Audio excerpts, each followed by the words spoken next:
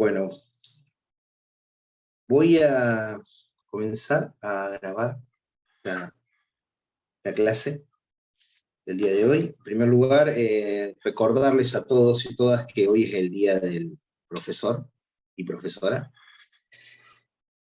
El mes de septiembre tiene mucho que ver con la educación. El día del maestro, que es por Sarmiento, el día del estudiante. Y hoy es el día del profesor, que es en conmemoración de quien fuera profesor y también funcionario, filósofo, escritor del siglo XIX, José Manuel Estrada, quien fuera... Ahora, vamos a hablar mucho de esto, de las ideologías que están en pugna cuando hablamos de educación, y José Manuel Estrada es un exponente de lo que se llamó lo que es el nacionalismo católico.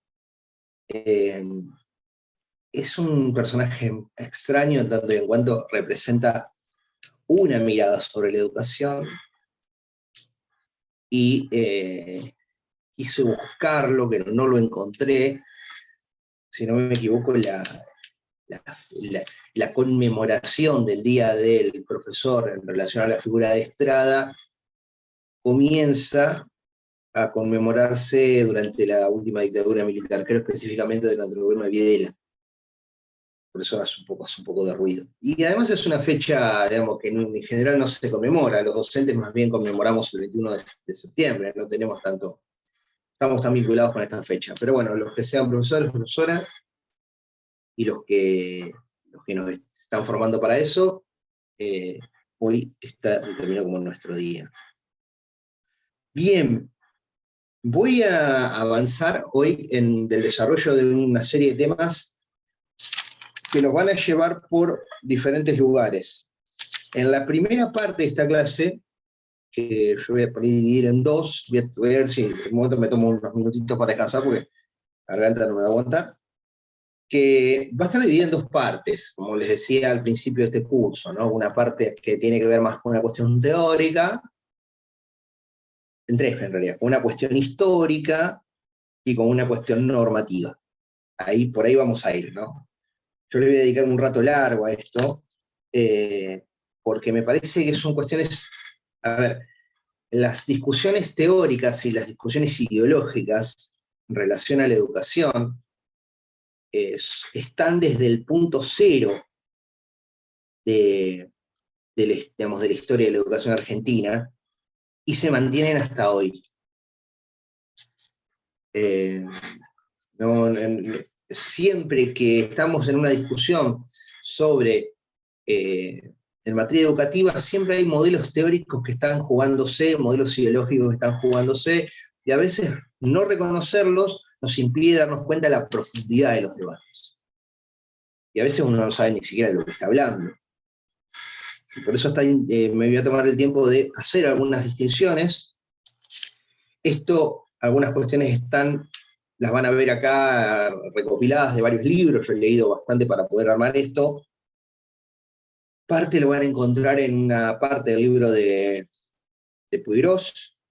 El Día de la Psicopedagoga también. Bueno, felicidades a las psicopedagogas. Gracias, profe. Bueno, tengo una amiga psicopedagoga, le voy a mandar un mensaje. Bien. Entonces, decía, está piola empezar a tratar de entender cuáles son los debates teóricos, ideológicos, que después redundan en debates políticos que con el tiempo se vuelven históricos. En definitiva, la historia es la política del pasado, y la política actual será la historia del futuro. Y también eso de qué manera esos debates redundan en normativas, ¿no? Que de alguna manera vienen a cristalizar un momento en un instrumento que es la norma. Bien.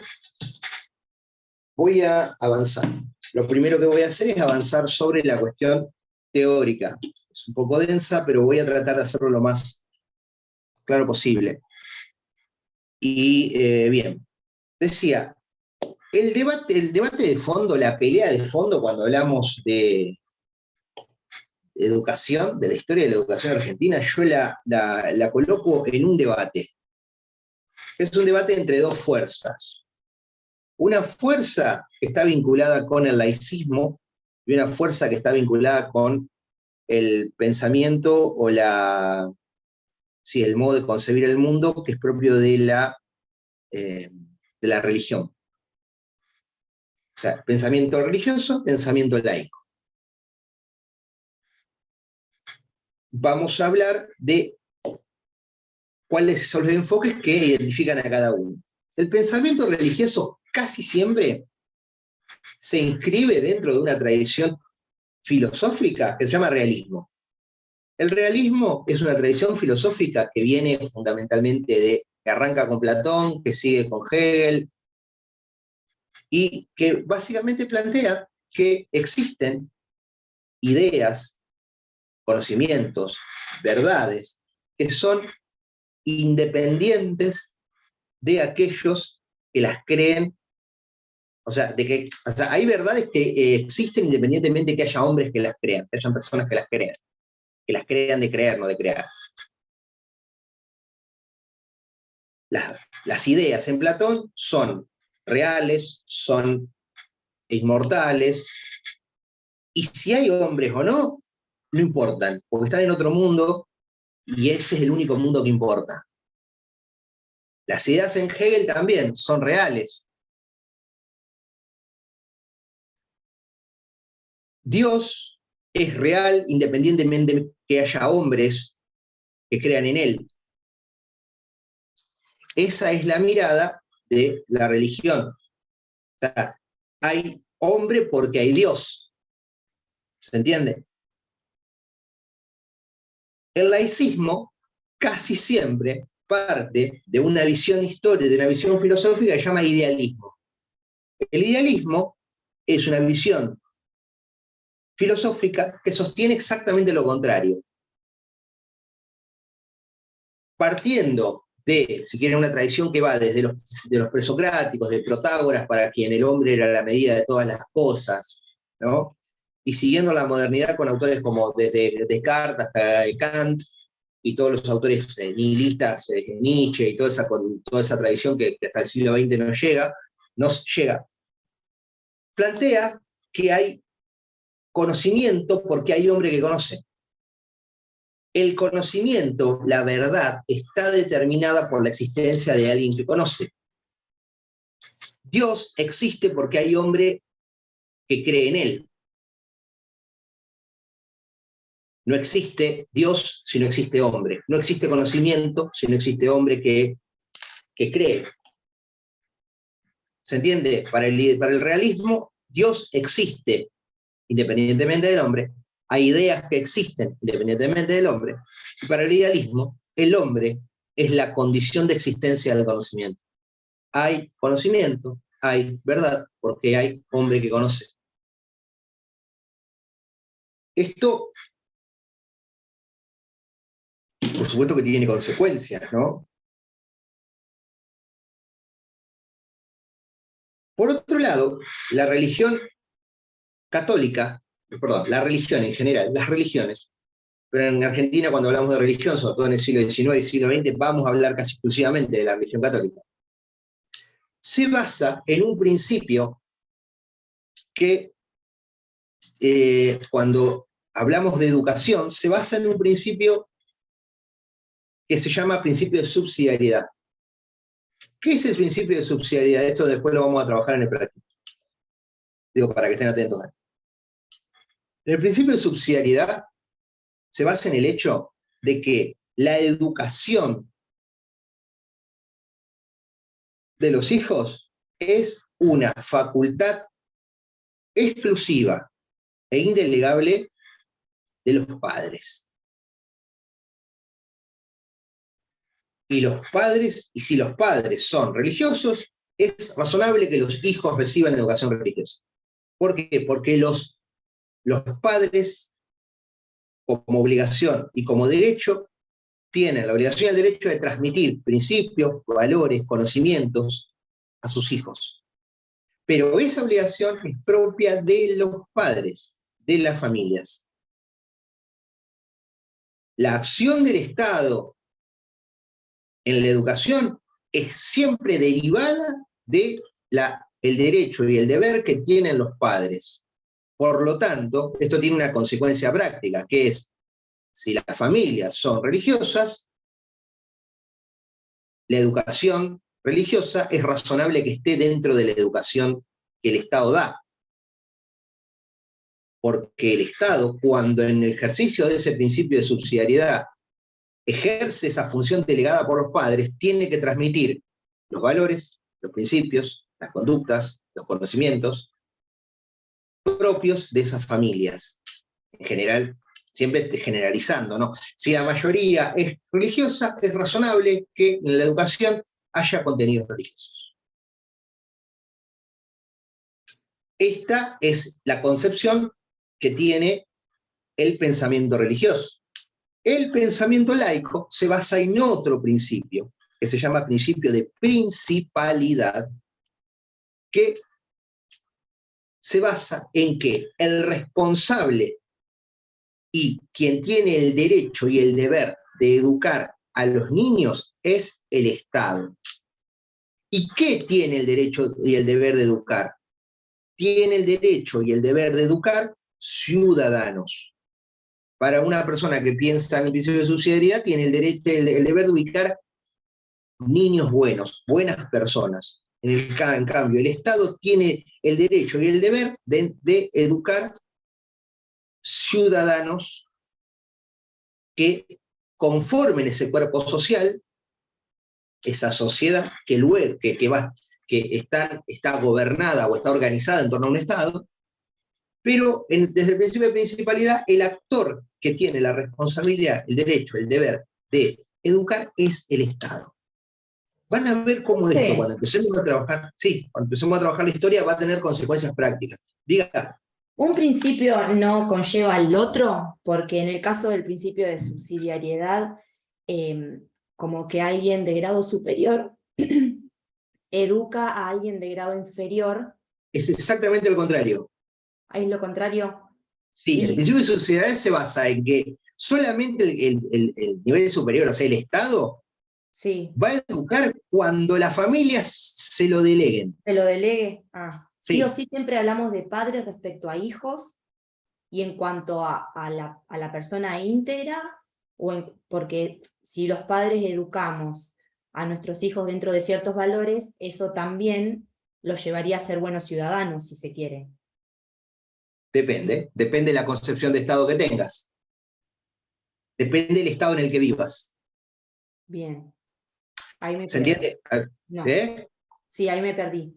Disculpe. No, a ver, porque si vos educás, si el Estado define, y esto vas a ver que en un momento entra en crisis la cuestión, si el Estado define que en las escuelas no tiene que haber educación religiosa, y vos, como familia, querés que tu hijo tenga una reeducación religiosa en la educación pública, ahí va a haber un conflicto. ¿Qué es el conflicto que se produce después cuando se sanciona la ley 1420? Por eso yo te pido que tengas un poquito de paciencia, porque cuando lleguemos a ver la ley 1420, todos estos problemas se van a poner de manifiesto en un hecho histórico. Bien. Donde van a haber gente que va a decir, como las familias son religiosas, es más, hay unos argumentos de decir, como nosotros a nuestros funcionarios le exigimos que para ser presidente o para ser funcionario tienen que ser católicos, la educación, la religión católica tiene que estar en las escuelas públicas. Aguantame, tener un poquito de paciencia que cuando lleguemos a eso se va a aclarar un poco.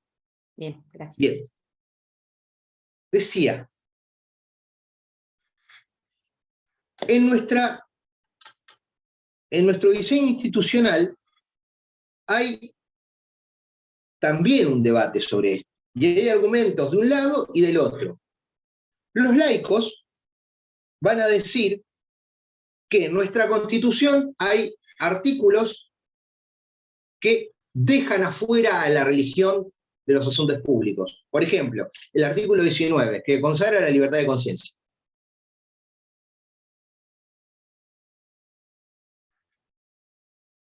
Otra cuestión es, están los derechos de los niños, esto es más actual, pero los derechos de los niños de elegir la religión que quieren profesar, o de no elegir ninguna religión. Y hay también en el artículo 19 el derecho a la intimidad, que la religión sea una cuestión del ámbito de la intimidad. Y por otro lado, también, cuando uno piensa exclusivamente en un tipo de religión, la religión católica, dice, che, hoy estás dejando afuera un montón de religiones, en particular a una mirada del cristianismo que es la religión cristiana protestante, que hoy casi está disputando en términos de cantidad de fieles y sobre todo de el compromiso que esos fieles tienen con la religión que profesan, está disputando seriamente con la religión católica. Todo eso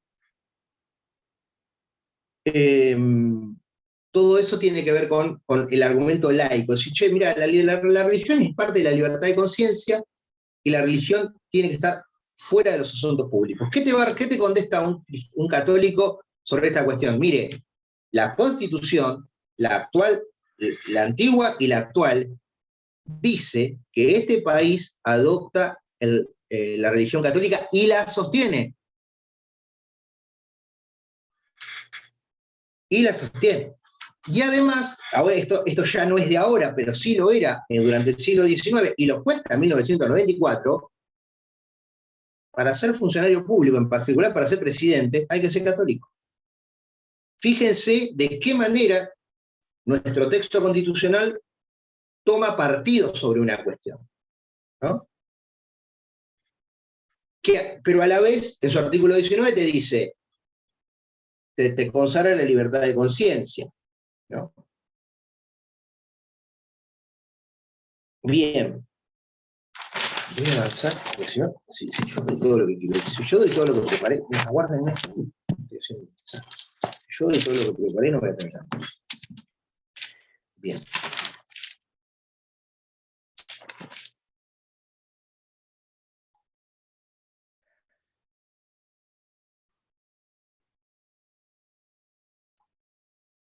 Esto se pone de manifiesto en diferentes momentos de la historia, de la historia de nuestro país. En particular, durante el primer gobierno patrio, hay dos líneas. Voy a empezar por acá. Hay dos grandes líneas. Una línea católica, representada en la figura de Cornelio Saavedra, católica y bastante más federal, está muy vinculada sobre todo con los gobiernos del norte de esa naciente nación que después de muchos años será la Argentina, y una línea más laica que está encarnada en la figura de Moreno. Moreno era un laico jacobino. Los jacobinos sostienen, no son gente que solo anda por ahí cortando cabezas de los reyes, sino que sostiene una cuestión muy interesante, que es cualquier cambio se produce desde arriba. Los jacobinos sostenían que los cambios se producen como consecuencia de la existencia de una vanguardia que conoce las leyes de la historia y que sabe más que el resto, que por lo general está arriba del aparato del Estado y que cambia desde ahí, cambia las sociedades desde ahí. Moreno decía, mire, yo sé por dónde hay que ir. El problema que tiene el jacobinismo, el problema que tuvo es que en general cuando alguien le dijo, mire, me parece que no me gusta ir por ahí, los jacobinos por lo general tienen la costumbre de andar cortándote la cabeza. Y si algo que es algo que en general no vuelve a crecer. Entonces, es un problema, porque la consecuencia de una frase que es de Rousseau, las consecuencias de obligarte a ser libre son muy complejas. Hay una tercera línea muy interesante dentro de la primera junta, que es la línea de Belgrano. Belgrano es un liberal muy influido por las ideas liberales y laicas. A Belgrano le toca estar en Europa durante la Revolución Francesa, por ejemplo, viviendo en España, estudiando en España. Pero sin embargo, Belgrano es un profundo creyente de la fe católica y entiende y comprende la importancia que tiene la religión en el orden. Belgrano es, si quieren, para mí la síntesis de estas dos miradas, porque es liberal, porque plantea la necesidad de que todos estudien, reconoce la importancia de la educación en la transformación de las sociedades. De hecho, es el primer gran pedagogo argentino, no tan reconocido como tal. Es el gran hombre de la historia argentina, Belgrano, para mí. Pero a la vez es un hombre profundamente religioso, profundamente católico, y que reconoce la importancia de la religión en la generación de orden. Está muy bien eso en una carta que le escribe a San Martín, creo que se las leí la clase pasada, y sobre todo en los reglamentos que crea Belgrano para las escuelas que decide fundar en el norte, donde el rol de la religión está muy claro ahí. Había que rezar todos los días para mirar. Bueno, que es algo que no está muy presente en lo que se recuerda, en general se recuerda muy poco. Bien. Siguiendo en la historia, vamos a ver que hay también una serie de discusiones que se dan en el marco de diferentes proyectos políticos. Por ejemplo, la figura de Rosas. La figura de Rosas es una figura que es profundamente religioso, pero que también entiende que era una forma de mantener el orden, que no creía en la educación popular, que no creía en la educación para todos, que no creía que el Estado tuviera que involucrarse en la educación. El Estado lo único que tenía que hacer era hacer la guerra para Rosas, y todos los recursos estatales estaban destinados a mantener a los ingleses y a los franceses a raya, y de mantener a los indios a raya.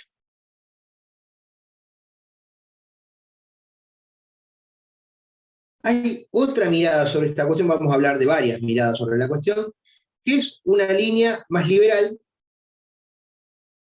que vamos a hablar de esto en un rato, que es la de la generación del 37, la de Sarmiento, la de Alberdi, la de Echeverría. Vamos a hablar en un ratito de esto.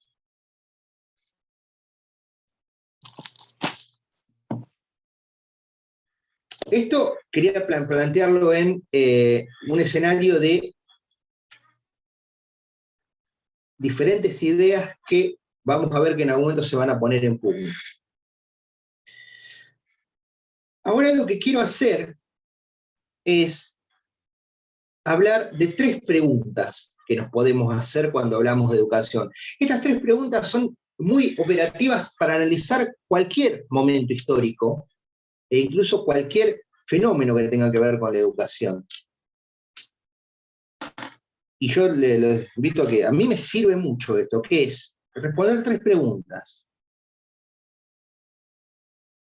¿A quién se educa? ¿Quién educa? ¿Y para qué se educa? Cuando hablamos de quién, de a quién, vamos a hablar de a dónde está destinada la educación. O sea, quiénes, en términos más modernos, quiénes van a ser los beneficiarios de la educación. Cuando hablamos de para qué se educa, cuáles son los objetivos de la educación. Y cuando hablamos de quién educa, es quién es el responsable. Un poco esto ya lo hablamos, ¿no? Por un lado iba a ser, cuando hablemos de quién, esto lo puedo sacar un poco más rápido de encima, digamos. Cuando hablemos de quién educa, se reedita esta cuestión de estos 2 principios que yo les decía. En uno es las familias, y cualquier institución que la familia decida que eduque, porque puede ser el Estado, pero también puede ser una orden religiosa, o puede ser una institución, o un tutor. Decía, el principio de subsidiariedad, de que es básicamente a lo largo de la historia el principio que más ha regido, porque en general la educación era algo que era un poco un privilegio de clase, y las familias en un momento decían si su hijo iba a ser soldado, si iba a ser cura, se iba a encargar de los negocios familiares. Entonces, de acuerdo a lo que la familia decidiera, era a dónde lo iba a mandar a estudiar. Lo iba a mandar al convento, lo iba a mandar al cuartel, o lo iba a mandar a estudiar para que continuara con la tradición familiar, para comerciantes, o se iba a encargar de los negocios de la familia. ¿Se entiende? El principio de subsidiariedad ha sido el que casi siempre ha primado en la historia. Cuando surge el Estado y aparece un organismo que está por encima de eso, y dice, bueno, no, miren, yo voy a decidir o yo voy a ser parte de la decisión. Entonces, en base a las definiciones políticas de qué tipo de país quiero construir, voy a crear determinado tipo de escuelas. Voy a crear escuelas de oficios, voy a crear escuelas que tengan que ver con el modelo de desarrollo que yo tengo en la cabeza como Estado. Y ahí ya la familia queda un poco relegada. Bien, decía, un poco me saqué de encima lo de quién, y ahora voy a pensar en el a quién.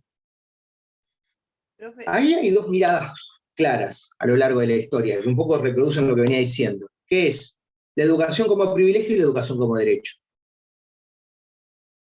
La educación como privilegio de clase, a lo largo de la historia, ha sido lo que ha primado. Hasta, en Argentina, probablemente hasta claramente durante todo el periodo de la colonia, y después ha habido diferentes momentos y en diferentes lugares formas de comprender esa situación, pero casi siempre ha sido un privilegio y con el tiempo se ha ido convirtiendo en un derecho. Uno podría hacer una reflexión, con el tiempo han habido también formas de la educación que han ido haciendo que la educación siga convirtiéndose en un privilegio.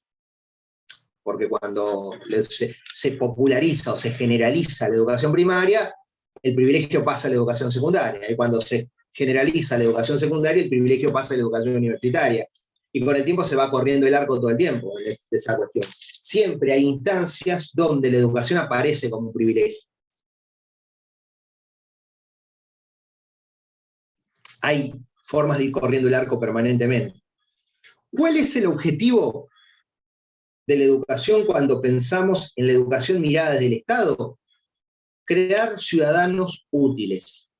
Esto está muy bien en la obra de Belgrano, sobre todo. Belgrano hablaba siempre de la utilidad de Belgrano, después tiene una continuidad muy fuerte en la obra de Sarmiento también.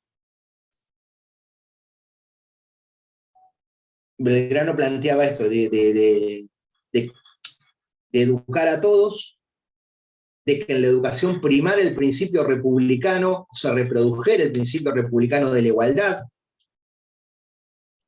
Entonces, si vamos a hacer un país igualitario, la educación tenía que ser para todos.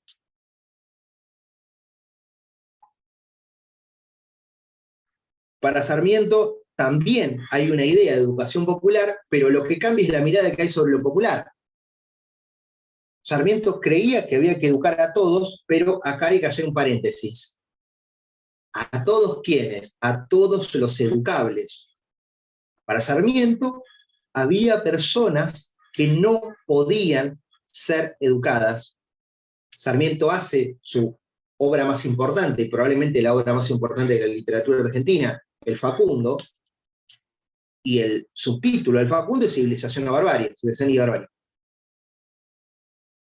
Los que estén, o sea, la civilización es lo que va a reemplazar a la barbarie. La pelea de fondo es la pelea entre la civilización y la barbarie. Bueno, los bárbaros, que son los indios, que son los gauchos, que son todos aquellos que no aceptan la civilización y se rebelen contra ella, no pueden ser educados y tienen un único destino, el exterminio.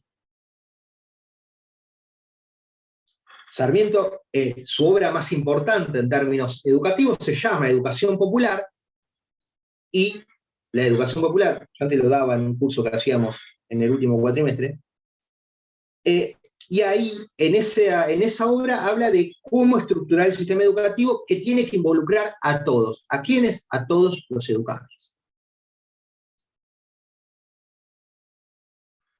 Y en ese afán creó 800 escuelas y 100 bibliotecas. No es joda, un tipo que no hay nadie que haya hecho más por la educación en este país que Sarmiento, y es por eso que el 11 de septiembre lo recordamos como el Día del Maestro, y bien recordado que está. Estaba en ese objetivo de Sarmiento generalizar la educación básica. Para Sarmiento lo que había que hacer, y esto vamos a charlar un rato de esto, pero el objetivo de la educación en manos del Estado era generalizar la educación básica, lograr que la mayoría aprenda a leer y escribir, generalizar, en ese caso, la educación primaria. Sarmiento se encuentra con un país, cuando hace el primer censo educativo, donde el 90% de la gente era analfabeta. Es imposible civilizar a un pueblo que no puede leer, que no puede escribir. Entonces, el objetivo primigenio de Sarmiento era generalizar la educación básica. Hay otras miradas sobre la educación, y voy a tomar dos en particular. Voy a estar un rato hablando de esto, pero para Mitre, que es contemporáneo de Sarmiento y es presidente antes que Sarmiento, tenía una mirada diferente sobre cuáles eran los objetivos de la educación. Para Mitre, y también para Alberdi, el país se iba a desarrollar si existía una élite ilustrada y educada. La educación debía centrarse en la educación de una élite gobernante. Por eso, para Sarmiento, para Mitre y para Alberdi, la clave de la educación no estaba en el nivel primario, sino en la universidad, porque era la universidad donde se iban a formar las futuras clases dirigentes. Si había buenos gobernantes, el país iba a prosperar. Eso lo toma en línea con otro autor chileno que se llamó Andrés Bello, que es el que desarrolla el sistema universitario en Chile. Alberdi, además de esto, planteaba la necesidad de una educación por imitación. Ahora voy a hablar de esto un ratito. Esto es un poco lo que decía, ¿quién educa, no? Para la mayoría, durante este tiempo, hay una disputa, para muchos de ellos educa el Estado. Yo creo que se termina imponiendo un poco esa mirada sobre la educación, educa el Estado, de acuerdo con los objetivos del Estado. Y ahora vamos a charlar sobre el último punto, que es ¿para qué? Y el para qué tiene que ver con el sentido y con los objetivos de la educación. Belgrano iba a decir que el objetivo de la educación es crear hombres ciudadanos económicamente útiles. Por eso Belgrano ponía le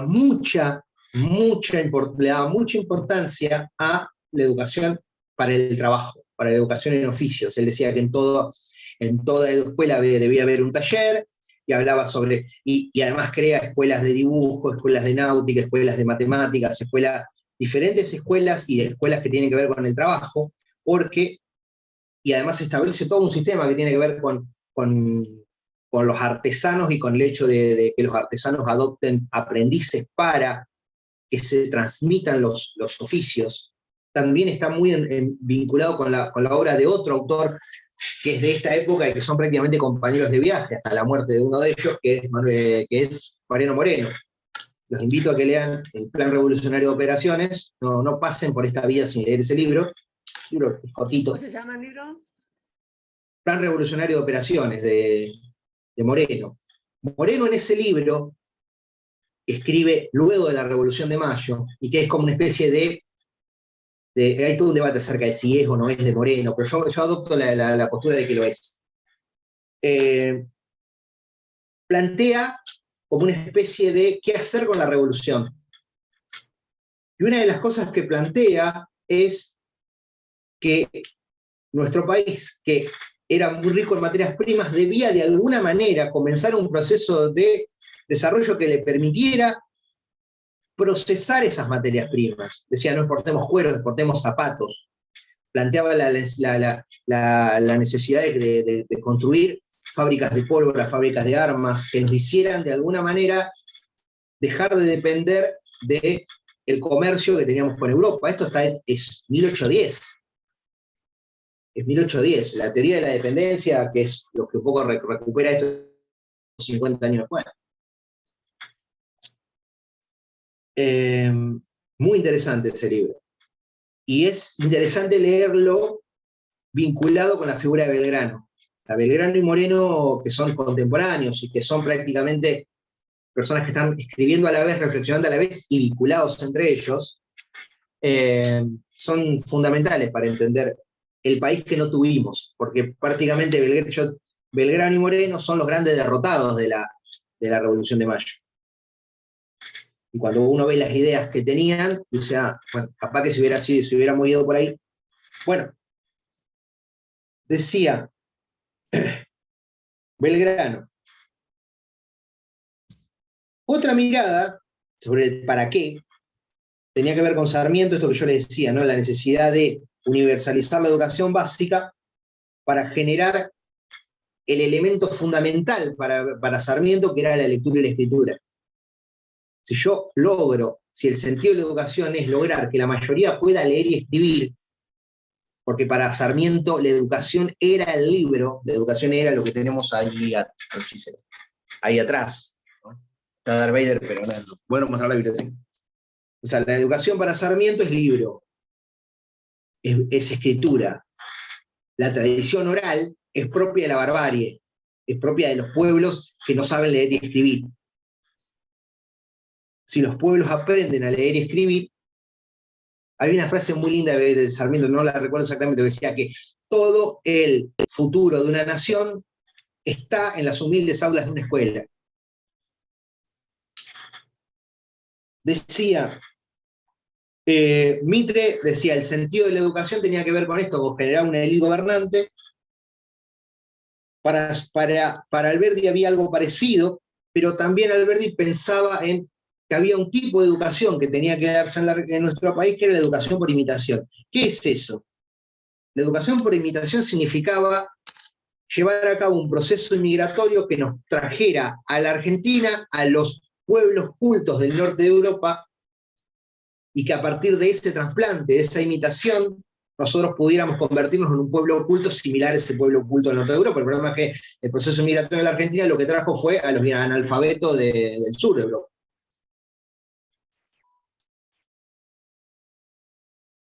Para Alberdi también hay una mirada sobre el trabajo, pero fundamentalmente, y esto sobre el oficio y sobre la religión, porque es la necesidad de ser hombres buenos, y eso es un poco el para qué de la educación. ¿Cómo venimos? 8:40. 10:42, debemos llevar unos 35 minutos más. Cuando tengamos 1:10, más o menos, ahí vamos a cortar tipo 10:10, 11:10, vamos a cortar unos minutitos y después retomamos, porque así mi garganta cansa. Bien. Sigo avanzando en los debates que se dan en torno a la educación. Ahora esto va a estar vinculado también, más que con ideas, con proyectos políticos reales, concretos que se dieron a lo largo de nuestra historia.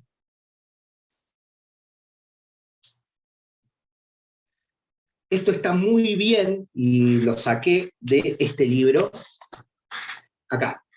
De hecho, el práctico lo vamos a hacer siguiendo con la lectura de este texto. Tiene una parte, incluso lo podría buscar, por acá, que por la página 43, por ahí 43 a la 45, 46, donde desarrolla todas las visiones de los liberales y de los conservadores en la Argentina. Hay que tener cuidado con algo acá. Casi, por lo general, los liberales suelen ser laicos y los conservadores suelen ser religiosos, pero no siempre. No es un modelo que sea, digamos, asimilable así como así. Hay conservadores que son más liberales, y hay mucho menos liberales que son religiosos, por ejemplo, Belgrano.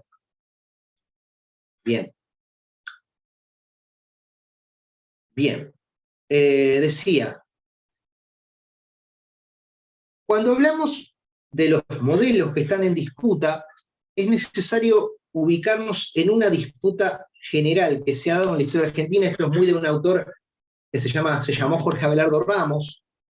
Recomiendo mucho, yo recomiendo libros, pero bueno, recomiendo la lectura, si alguna vez tienen tiempo, de un libro en 4 tomos que se llama Revolución y Contrarrevolución en la Argentina.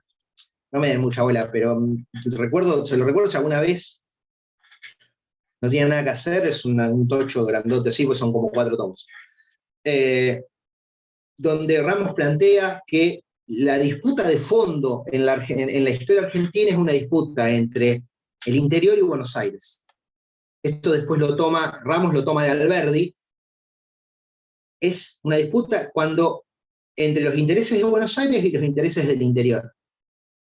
Cuando gana Buenos Aires pasa algo, pasa determinada cosa, y cuando gana el interior pasa determinada otra. Representantes de Buenos Aires, por supuesto, Rivadavia, después probablemente Mitre, representantes del interior, Roca, ¿no? El mismo Sarmiento, ¿no? Hay diferentes modelos ahí. Y es bien interesante esa distinción.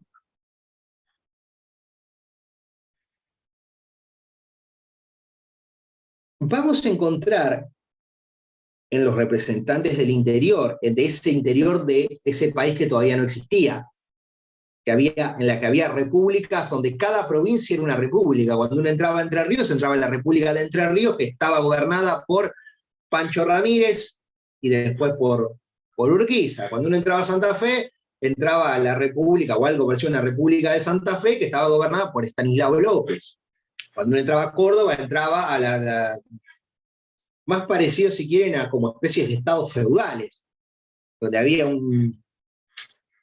que conformaban una incipiente nación, que tampoco era nación, porque no había una identidad común, que de alguna manera estaba protegida, y ahí la importancia de la provincia de Buenos Aires, por la provincia de Buenos Aires, de los avances de los ingleses y de los franceses, porque los españoles ya habían sido derrotados en el norte. Entonces, por eso la figura de Rosas es tan importante, porque que los mantenía a raya a los ingleses y a los franceses para que no entraran. Pero más allá de eso, cada provincia tenía su propia idiosincrasia, su propio gobierno, y por eso va a ser interesante, cuando analicemos el interior, analizar un poco lo que pasaba en esas pequeñas republiquetas que eran las provincias argentinas. Y voy a hablar un rato de esto. Aparecen en esas pequeñas repúblicas diferentes expresiones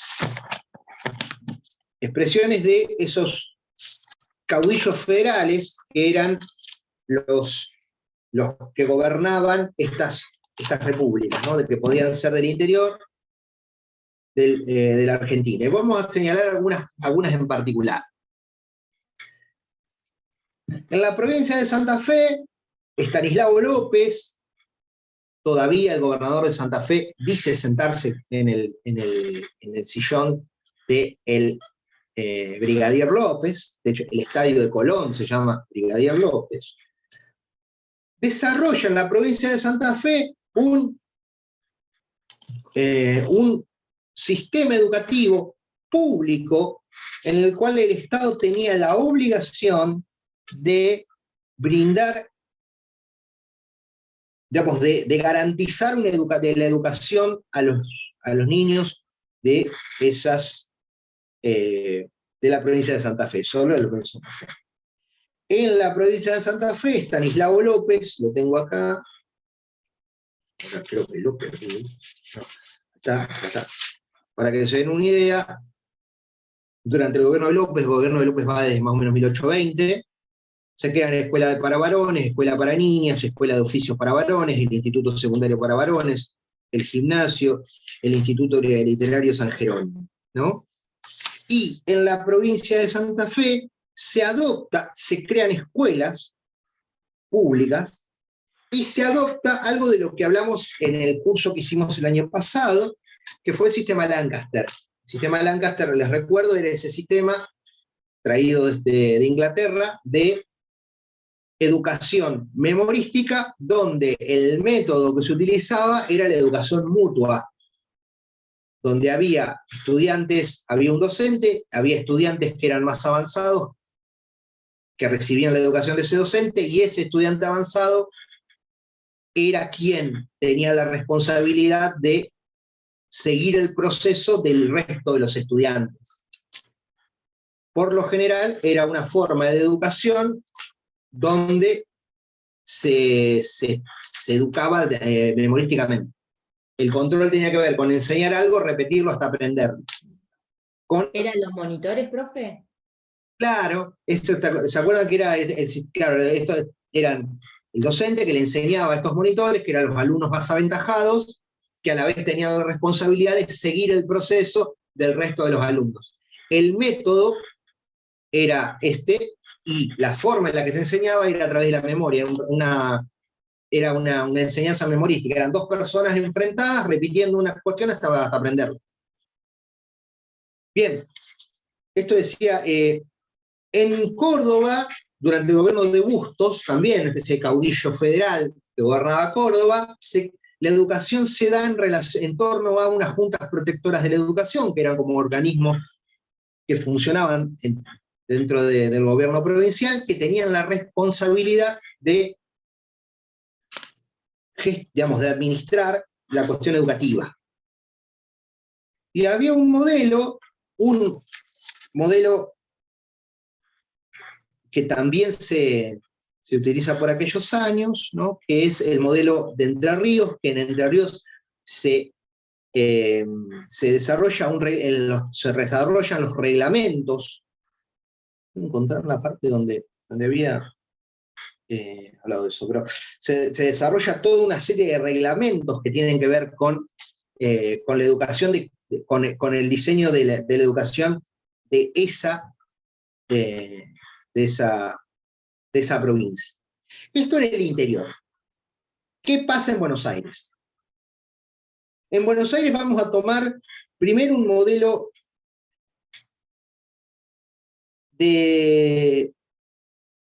el modelo que trae Rivadavia, que también en términos técnicos es el modelo Lancaster, pero para Rivadavia, que en la mirada que tiene Puiggrós sobre esto, lo va a identificar dentro de la línea liberal oligárquica, creía en consonancia con lo que después va a creer Mitre y después lo que va a creer Alberdi, que el desarrollo del país estaba determinado por la existencia de una élite gobernante.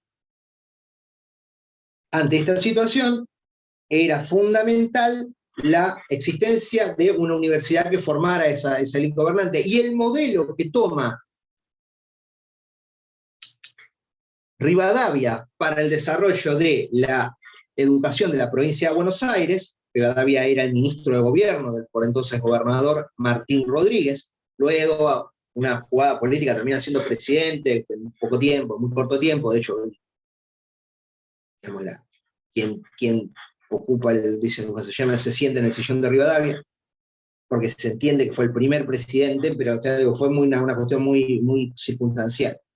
Decía, aparece la figura de Rivadavia, que cree que hay que formar un élite gobernante en la universidad, y para eso toma el modelo de la Universidad Imperial Francesa, que es la universidad que se desarrolla durante el Imperio de Napoleón. El modelo de la Universidad Imperial Francesa parte de la idea de que todo el sistema educativo se estructura en torno a la universidad. La universidad tiene en sus instancias previas dos instancias educativas. La primera se llama Escuela de Primeras Letras y la segunda Escuela de Estudios Preparatorios. La primera similar a la primaria, la segunda similar a la secundaria. Pero el proceso es un proceso que nos va a llevar a la educación universitaria. Por lo tanto, es un proceso excluyente, en el que no tienen que estar todos, porque solamente es necesario formar un élite gobernante.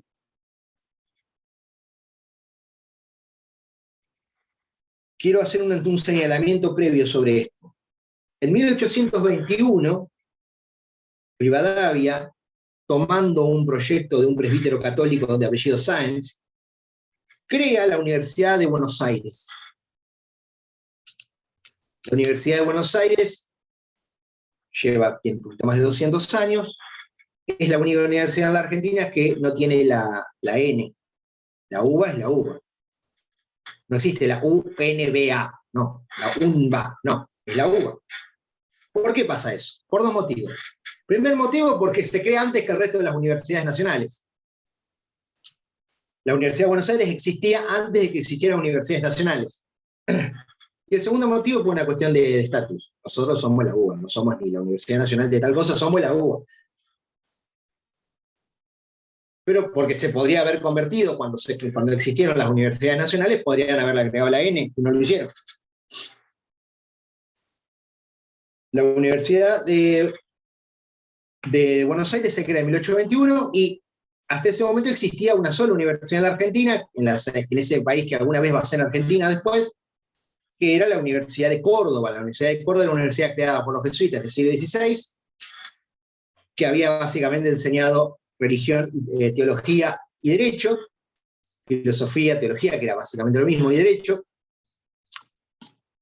y que había estado en manos de los jesuitas hasta que los jesuitas habían sido expulsados y la universidad había cerrado. En 1821 la universidad pasa digamos, es provincializada por el gobernador Bustos de Córdoba, y recién en 1850 y pico, cuando el presidente de la Confederación era Urquiza, se transforma en una universidad nacional, la nacionaliza. Hasta ese momento teníamos esas dos universidades, la Universidad de UBA y la Universidad de Córdoba. Bien. Por otro lado, hay otra mirada sobre la educación de otro grupo que también era de Buenos Aires, que va a ser muy importante en el futuro, pero que en este momento está surgiendo, que es la generación del 37. La generación del 37 es una generación de intelectuales y políticos argentinos que surgen como reacción ante el rosismo. Y ahora vamos a hablar de Rosas, pero el rosismo, estos señores, donde estaba Sarmiento, donde estaba Echeverría, donde estaba Alberdi, recomiendo de Echeverría El Matadero, de Sarmiento, cualquier libro para el Facundo está muy bien. Y bueno, de Alberdi, si quieren leer la Constitución, no está mal.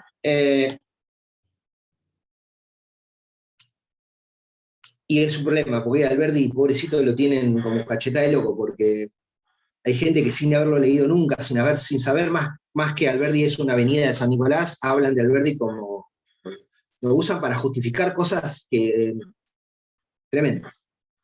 Digamos, queremos el país de Alberdi. Digamos, el país de Alberdi era un país para muy poquitos. Probablemente los que hoy dicen queremos el país de Alberdi, en el país de Alberdi no tendrían ningún sentido. Bien.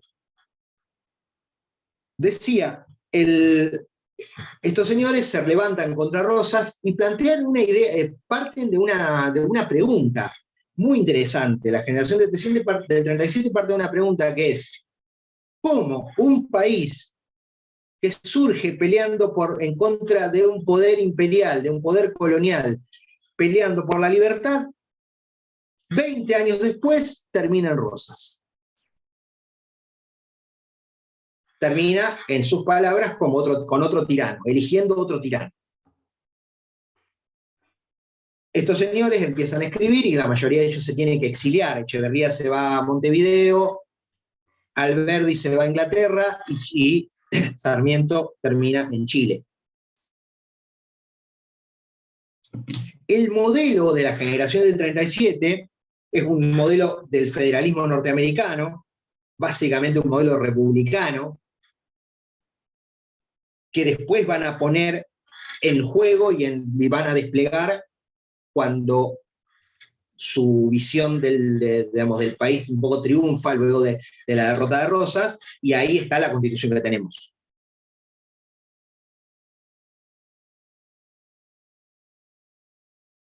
Pero decía, en lo que después vamos a charlar sobre Sarmiento, sobre todo sobre Sarmiento y sobre las ideas que despliega Sarmiento, tienen su origen en esta generación, la generación del 37. Bien, quiero ver cómo seguimos. No quiero... Bien.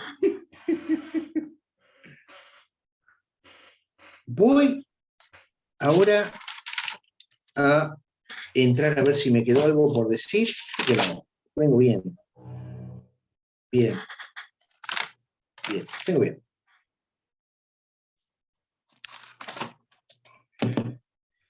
Voy a cortar acá porque tengo que arrancar.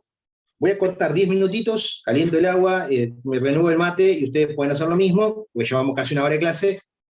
Y luego de esto voy a arrancar con el desarrollo histórico y normativo. Así que cortamos, yo dejo de grabar, esto va a seguir andando, dejo de grabar y luego retomamos.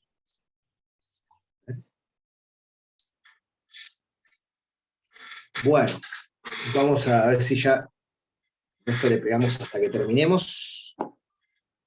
Bien, espero que se haga leve. Decía, primero trabajamos cuestiones teóricas, después trabajamos cuestiones que tienen que ver con teorías, con ideas, con momentos, con el modo en que esas ideas se fueron desplegando en el periodo previo a la Organización Nacional.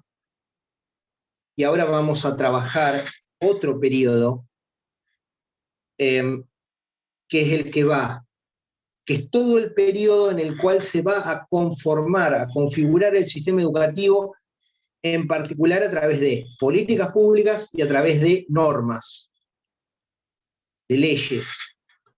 La más significativa de ellas, de la cual todavía nos acordamos, es la Ley 1420.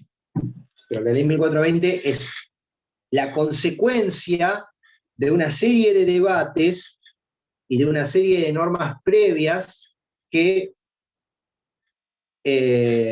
se ponen de manifiesto en un momento histórico determinado, 1884. Vamos a ir hoy desde 1853, momento en que comienza el proceso de organización nacional, hasta 1910, que es el momento en que se produce el aniversario de la Revolución de Mayo. Va a ser arduo, pero lo vamos a hacer y voy a tratar de que sea lo más sintético y agradable posible. No puedo asegurar ninguna de las dos cosas. Bien. El país que surge después de Caseros, Caseros es la batalla en la cual el ejército de Urquiza derrota a Rosas, y comienza un proceso en el cual la Argentina comienza a transformarse en un país. Primero, en el periodo que va de 1853 a 1860, en dos países. En un país en el que estaba la provincia de Buenos Aires, y luego de la batalla de Pavón, 1860, 1859, por ahí, en la cual el ejército de Mitre derrota al ejército de Urquiza en una batalla que Urquiza tenía ganada, es todo un debate sobre esa cuestión. Esa batalla se decidió por acá cerca y se resolvió políticamente en esta ciudad.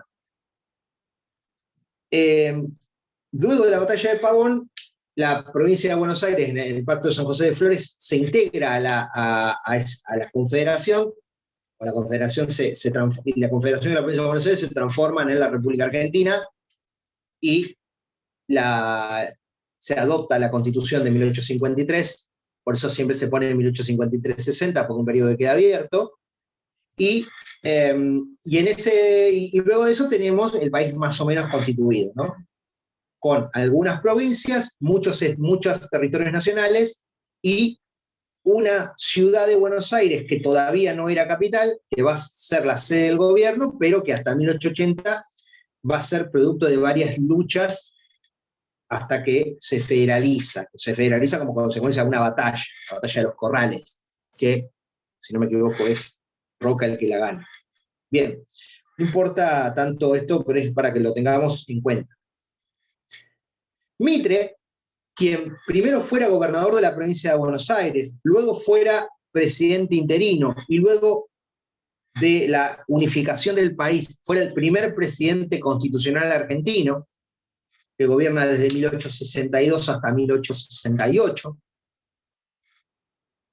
tenía una idea que está expresada en estas palabras: mi objetivo es poner a la Argentina de un solo color. ¿Cuál es ese color? El color liberal. Mitre era un liberal laico, y se planteaba como objetivo poner a la Argentina de ese color, generalmente identificado con el azul.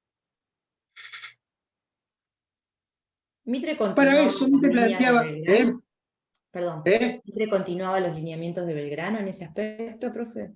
Sí, en términos Como de liberal la cuestión laico. liberal. Sí, en términos de la cuestión liberal. ¿No? O sea, hay una línea ahí que puede ir, ¿no? Belgrano, Rivadavia, en términos de la cuestión liberal. Pero ya les decía, Belgrano tenía una mirada sobre la religión que no la tenía Mitre. Que no tenía Mitre. Por eso es tan interesante esto, porque tipos que a veces son compañeros de lucha, compañeros por otros, en otros aspectos no. Yo siempre planteo esto, lo planteo en discusiones que tengo actualmente. Hay todo un sector hoy que plantea la separación del Estado y la Iglesia. Usan un pañuelo que es anaranjado, Mira. que es como una especie de, tiene como una iglesia, no sé si no está prendida a fuegos. Bueno. Y son personas que en general rechazan a la figura de Mitre, a la figura de Sarmiento, a la figura de Roca, por oligárquicos, por conservadores, por lo que sea. Rechazan la generación del 37 o la generación del 80. Sin embargo, uno le dice, che, mira, vos estás luchando por la separación del Estado y la Iglesia. Bueno, los tres tipos que vos mencionás son los tipos que más hicieron en este país por la separación del Estado y la Iglesia.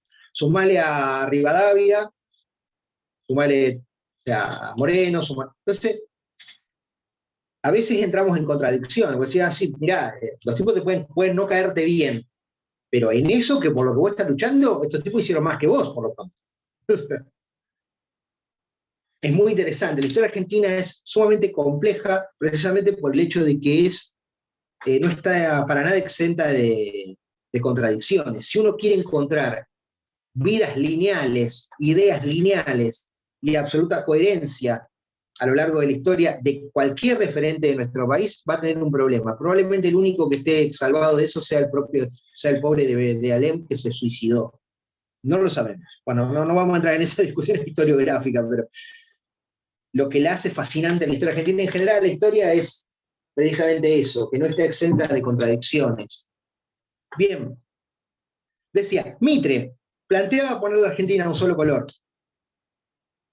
Si quieren, en algo que vos decías recién, más parecía la mirada de Moreno, en el sentido de, yo tengo esta mirada y tengo que hacer todo lo necesario, como diría el himno a Sarmiento, con la espada, con la pluma, la palabra. ¿No? Primero estaba la espada en el tipo. Está bien, capaz que justo le rimaba, pero con la espada, con la pluma y la palabra. Pero bueno, en esa misma línea, Mitre plantea poner a Argentina a un solo color y para eso hace tres cosas. La guerra del Paraguay, o sea, la guerra, la espada. En el mundo de las ideas, Mitre es el gran escritor de la historia liberal argentina. Se sigue estudiando a Mitre. Mitre es el primer, digamos, historiador, digamos, en términos más estrictos de nuestra historia. Es el que escribe la historia de ese momento. Y como diría, que yo se lo escuché a Mariotto, pero seguramente lo dijo alguien más, la historia no la escriben los que ganan, sino que la ganan los que escriben. Y por otro lado, Mitre también plantea un debate en términos educativos y lo pone de manifiesto en una política pública concreta, que es la política de los colegios nacionales. Para esto es necesario hacer una aclaración. La Constitución de 1853-60, en su artículo 5, decía que la educación primaria era una responsabilidad y una facultad exclusiva de las provincias. El Estado no tenía nada que hacer en la educación primaria. Y lo dice con claridad, ¿no? No hay no se presta una interpretación. Las provincias son anteriores a la nación y tienen dentro de sus responsabilidades, de sus facultades, la educación primaria. O sea que cualquier injerencia del Estado Nacional sobre la educación primaria de las provincias va a generar un problema y por lo tanto es necesaria una política en la cual las provincias estén de acuerdo. ¿Qué política desarrolla Mitre? Se llamaron colegios nacionales. Acá tenemos un edificio, la actual secundaria número 9, que alguna vez fue el Colegio Nacional, todavía se le sigue diciendo el Nacional.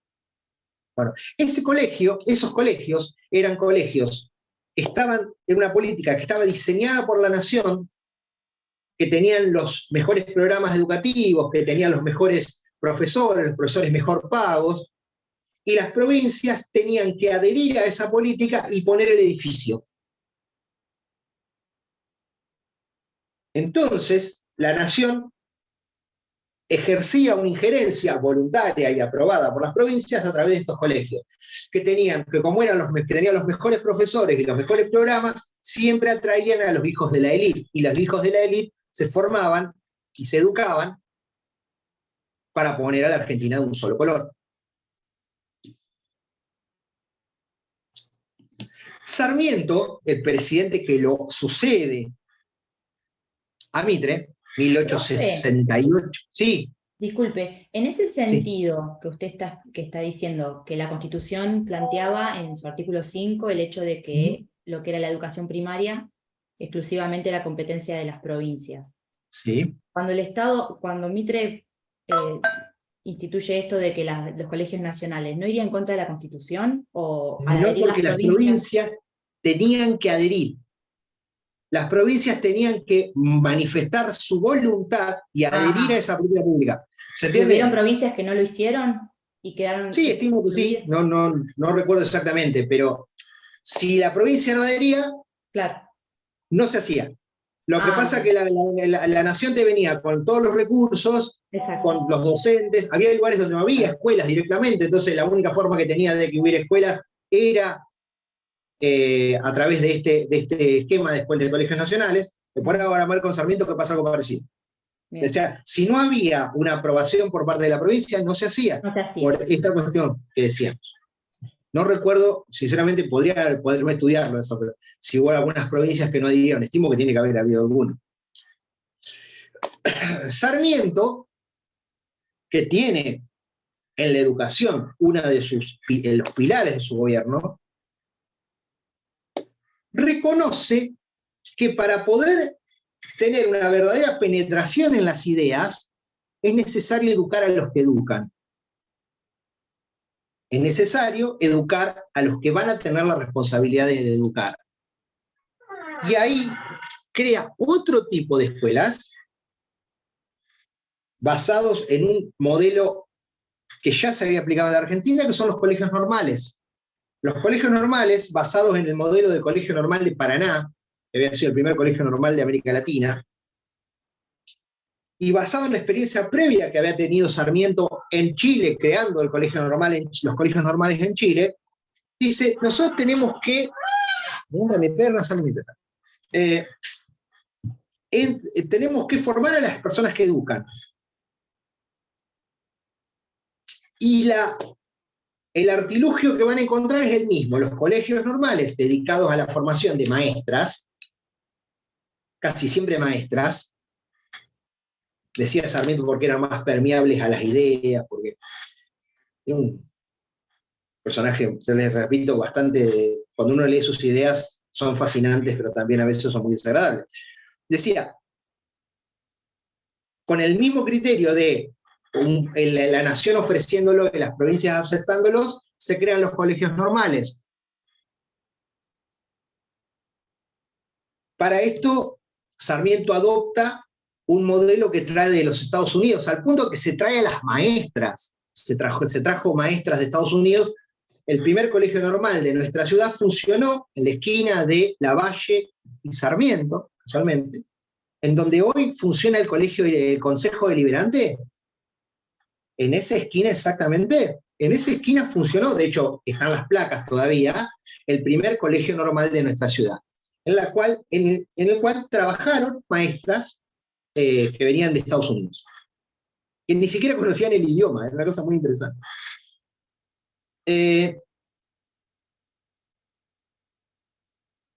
También a estos colegios iban los hijos de la élite que luego iban a formar parte de esa sociedad.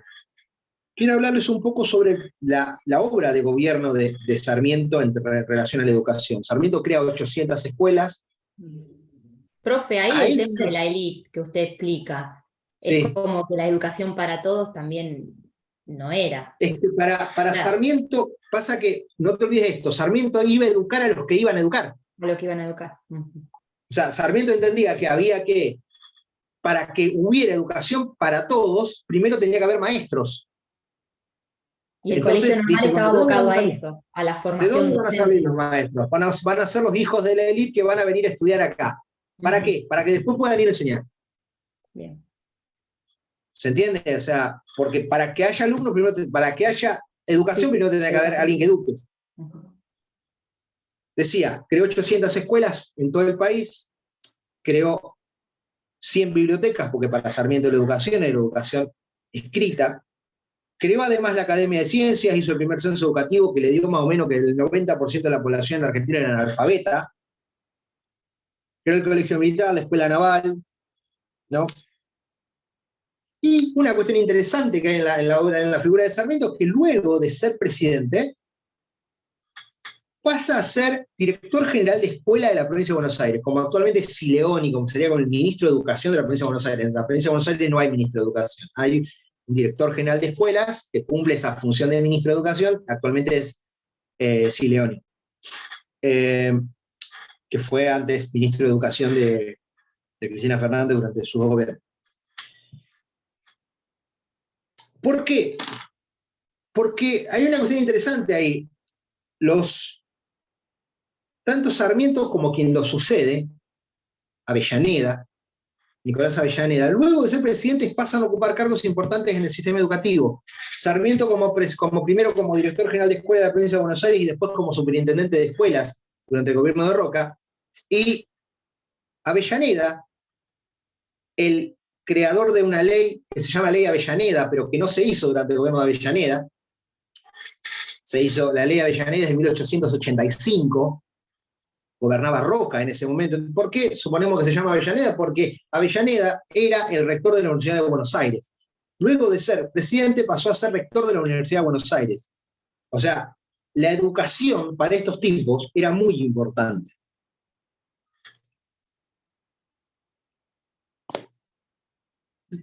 El periodo que vamos a ver ahora, que es el periodo donde se desarrolla el sistema legal, el que va a regir la educación argentina durante el siglo siguiente, prácticamente, se empieza a conformar en 1875, ya durante el gobierno de Avellaneda, y en el momento en que Sarmiento pasa a ser director general de escuela de la provincia de Buenos Aires, y desde ahí va a plantear una ley que luego va a ser la referencia, el antecedente de lo que después va a ser la ley, la 1420, la ley de educación común, que es la ley de educación común de la provincia de Buenos Aires 878. Básicamente los mismos principios van a estar presentes en ambas leyes. Vamos a hablar de la ley de esta ley, fundamentalmente vamos a hablar de la ley de educación común de la 1420, que le vamos a dedicar un rato, y hasta que yo a las 12 corto, a las 12 se corta, Zoom me dice, bueno, cierro la ventana.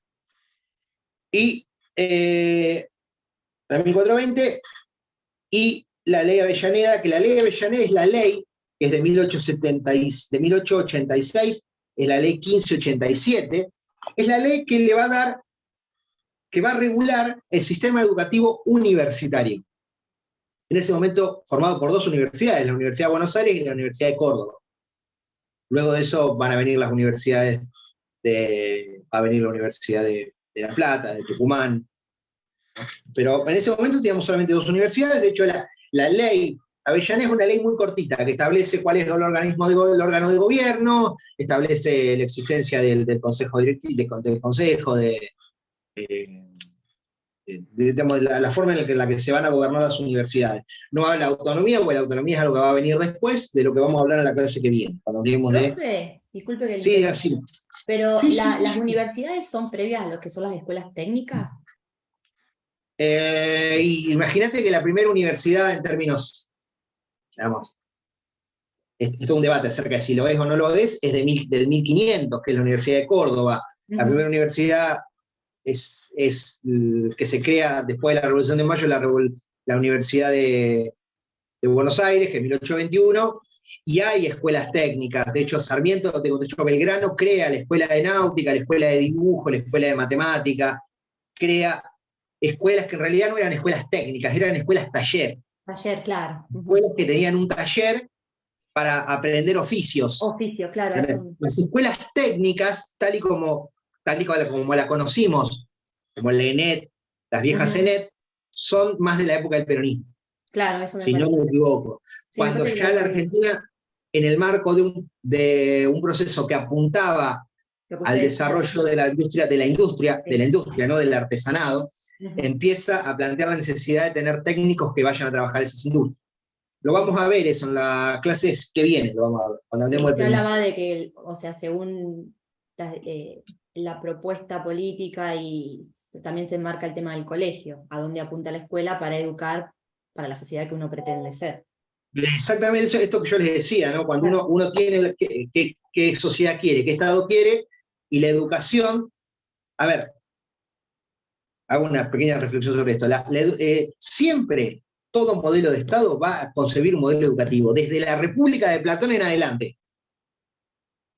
O sea, Platón plantea un Estado ideal y dice, a ver, ¿cómo vamos a educar a esta gente? ¿Cómo vamos a educar a los guerreros? ¿Cómo vamos a educar a los artesanos? ¿Cómo vamos a educar a los filósofos? ¿Quién va a gobernar?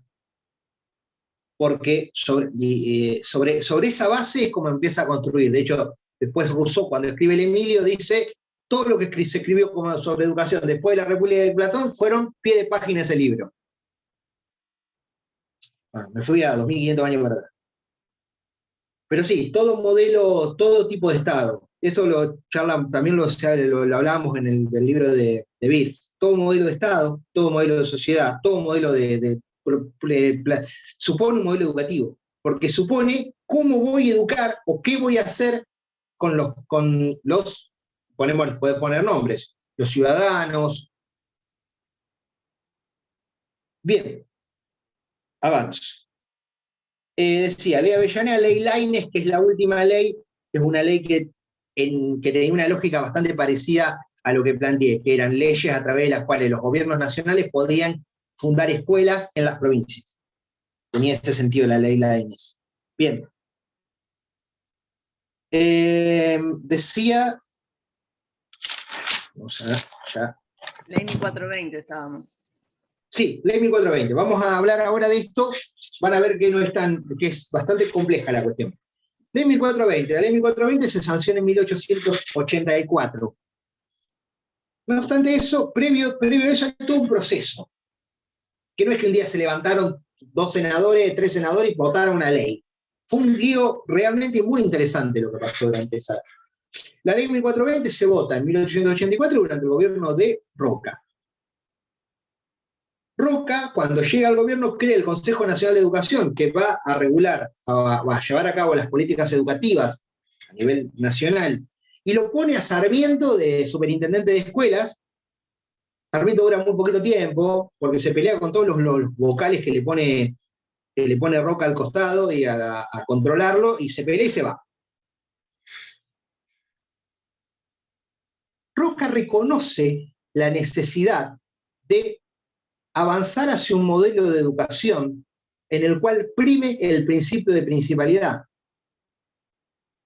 Esto que les decía hoy, donde el Estado sea responsable de la educación de sus ciudadanos.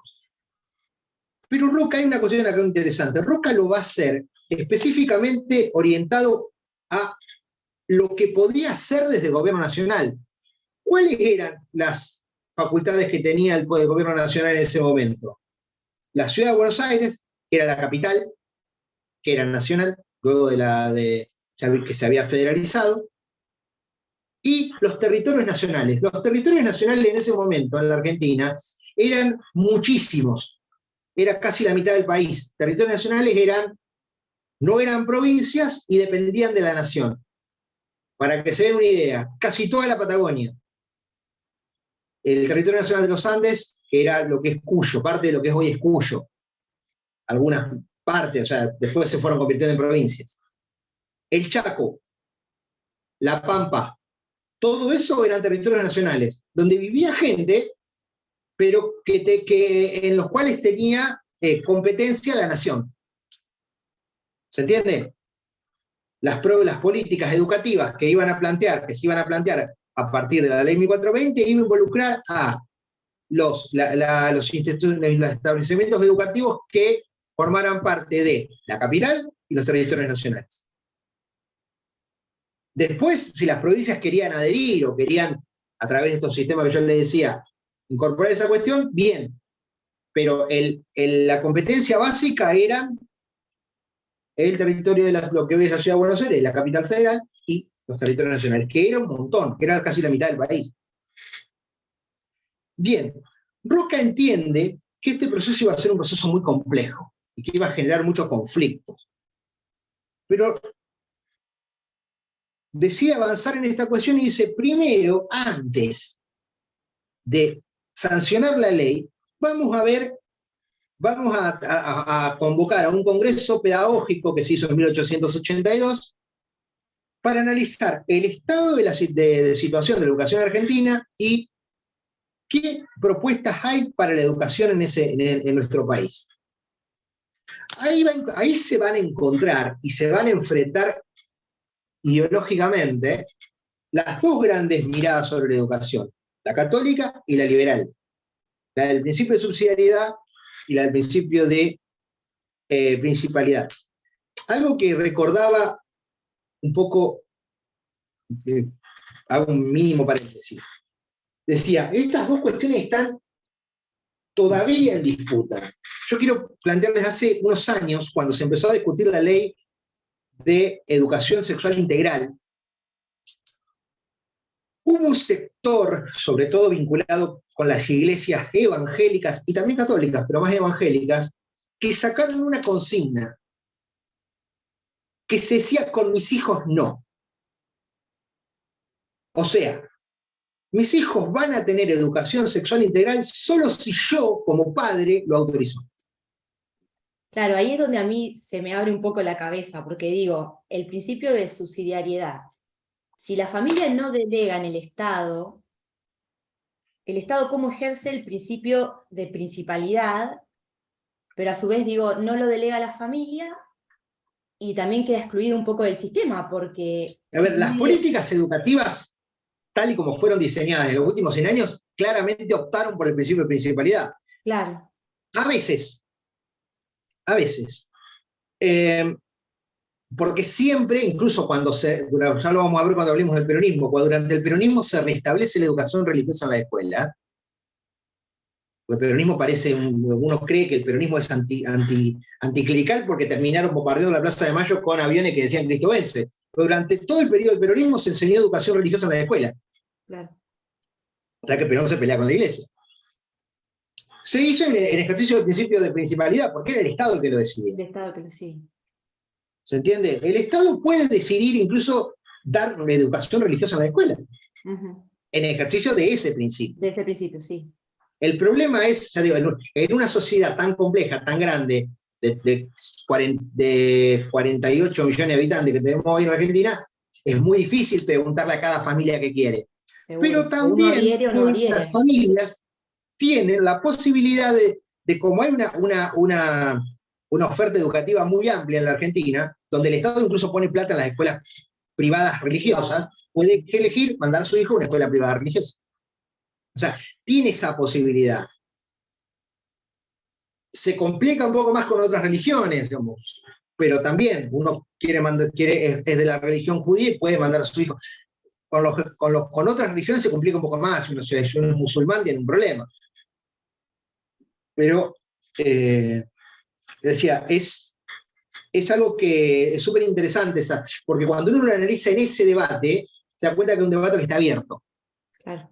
Cuando un conjunto de madres y padres dicen con mis hijos no, seguramente sin saberlo, pero sí probablemente el que pensó esta cuestión, están adhiriendo a esa cuestión.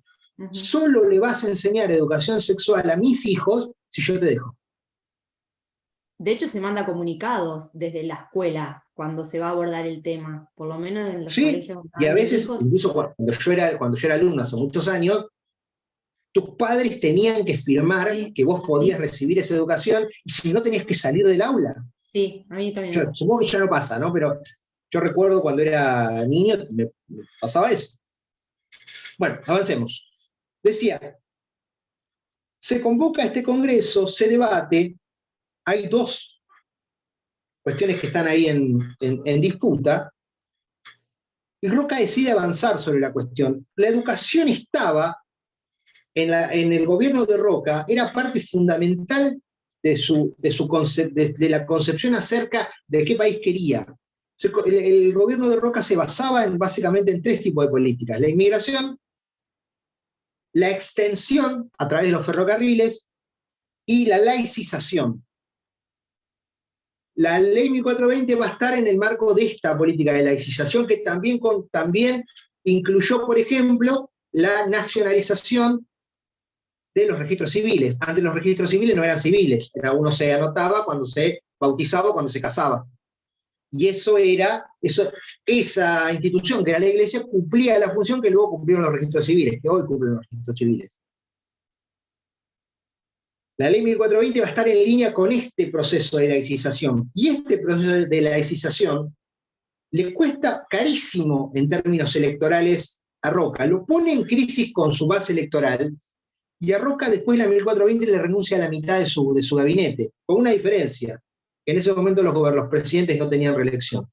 Entonces, no podía aspirar a una reelección. De hecho, después fue presidente nuevamente, entre 1898 y 1904. En Argentina no hubieron muchos presidentes que fueron presidentes dos veces.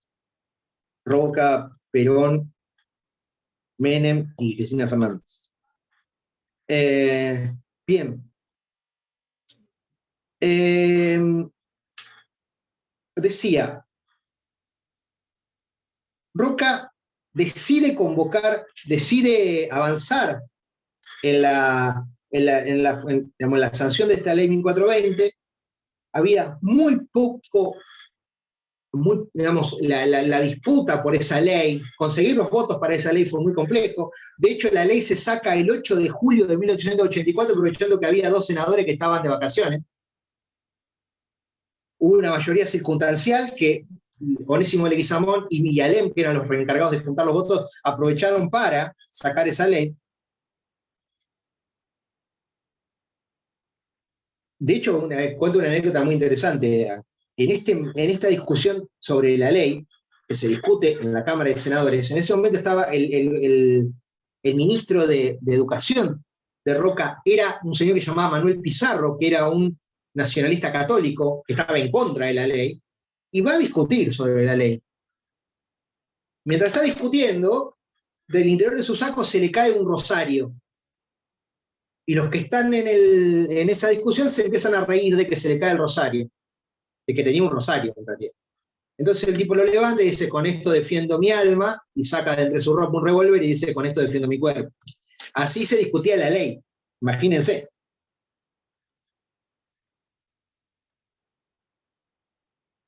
Los argumentos que se planteaban, decía, hay argumentos laicos, que tenía que ver con la libertad de conciencia, con el artículo 19 de la Constitución, ya para no volver sobre esto, porque se me va a ir el tiempo del demonio, pero también había argumentos religiosos y muy razonables. ¿Qué decían los argumentos religiosos?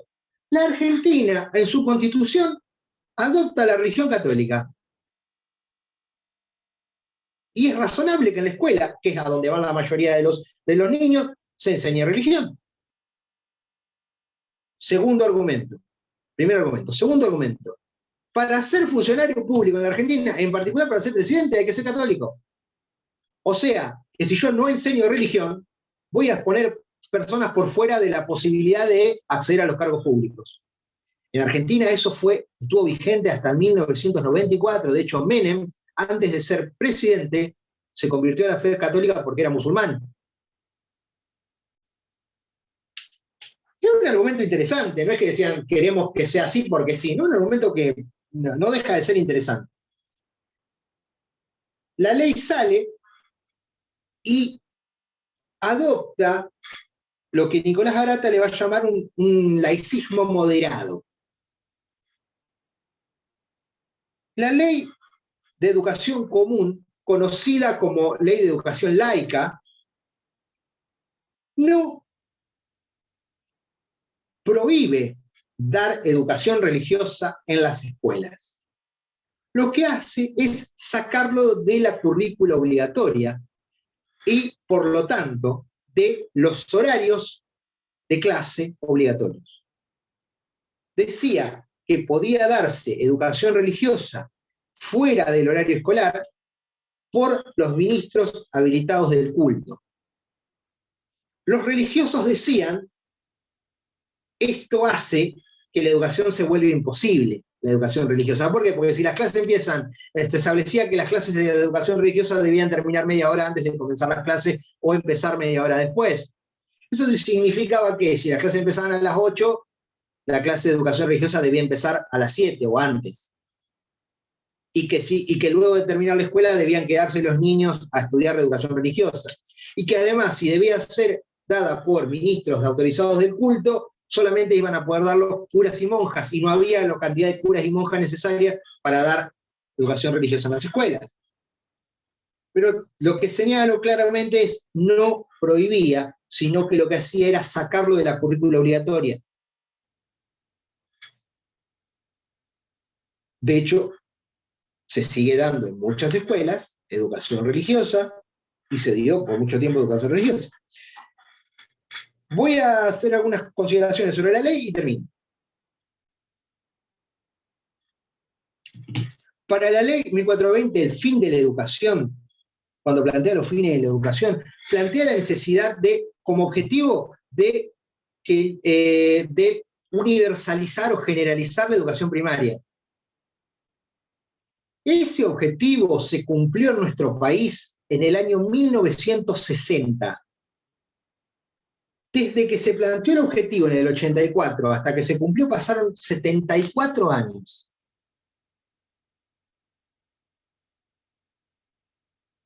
Es una política, cuando hablamos de políticas educativas, hablamos de políticas que necesariamente son de largo aliento. Si nosotros pretendemos, se planteaba terminar con hay algo muy interesante, los números no voy a ser exactos, pero cuando luego de la implementación de la ley 1420, unos años después se realiza el primer censo educativo y da que el analfabetismo era de 80%. Los números no son exactos, pero en el año 1914 se realiza el tercer censo, y el analfabetismo era de 70%. Y el objetivo era terminar con el analfabetismo. Habían pasado 30 años de la 1420 y solamente habíamos reducido el analfabetismo en un 20 o en un 30%. ¿Por qué? Porque las políticas educativas son políticas de largo aliento. La mayoría de las políticas educativas se impugnan en relación con que los resultados no han sido los esperados. ¿Por qué? Porque se pretende que los resultados sean rápidos. Y en educación los resultados son necesariamente de largo aliento. Por eso yo les recomiendo que lean un libro que me gusta mucho, es las mitomanías en la educación de Grimson, que habla de esto. Decía, y como el Estado se plantea terminar con el analfabetismo y generalizar la educación, dice la ley que el Estado va a tener que invertir y que la educación pública va a ser gratuita. Sarmiento planteaba esto, de que la educación necesariamente debe ser gratuita para que todos puedan acceder a ella. Es más, Sarmiento decía, la educación de los pobres la tienen que pagar los ricos, decía. Ámbito de aplicación. El ámbito de aplicación de esta ley iba a ser la capital y los territorios nacionales. No estaban involucradas las provincias. Por supuesto que las provincias podían tomar o no ese modelo, pero se ceñía exclusivamente a la capital y a los territorios nacionales. Se hablaba de un plan único de estudio con una educación que era gradual y que era por ciclos, ¿no? primaria, secundaria, toda esa cuestión, tiene que ver con ciclos, y que cada uno de esos ciclos estaba determinado por los procesos madurativos. Se hablaba de algo muy interesante, que fue parte de los debates en el marco de los debates por la ley, que es la educación mixta. Iban a convivir en un mismo salón de clases niños y niñas. Había una postura que decía, no, deben haber educación para niños y educación para niñas. ¿Por qué? Porque, por ejemplo, los que van a gobernar el país van a ser niños. No son las niñas. ¿Para qué le vamos a enseñar a las niñas sobre cuestiones que la van a hacer a su preparación para gobernar si las mujeres no están hechas para gobernar? Porque, es más, lo dice la Constitución, las mujeres no pueden votar. No dice la Constitución, la ley. La ley que establece cómo se vota dice que solamente votan los hombres. ¿Para qué le vamos a enseñar cuestiones que tienen que ver con la ciudadanía a las mujeres si las mujeres no van a votar ni van a ejercer ese derecho? Podemos enseñarle para que le eduquen a sus niños hombres. Se termina resolviendo que la educación va a ser mixta. Y termino con esto, se establece un organismo de conducción, de administración, de organización del sistema educativo, que va a tomar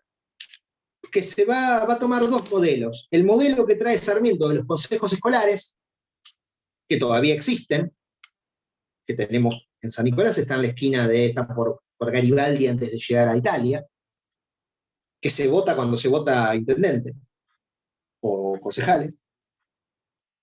Y además de eso, el sistema de gobierno que plantean es consejos escolares más inspectores. El gobierno del sistema educativo va a estar en manos de los inspectores y los consejos escolares, ¿no? Eso es lo que van a administrar. Y después establece que el financiamiento de la educación va a hacerse con fondos estatales, establece cómo se va a financiar y todo eso. Bueno, con esto, luego de casi 2 horas, vamos a terminar. Son las 11:52, dentro de 8 minutos Zoom me echa patadas. Yo quería decirles que mañana, pero ya voy a... Acá. Cortamos.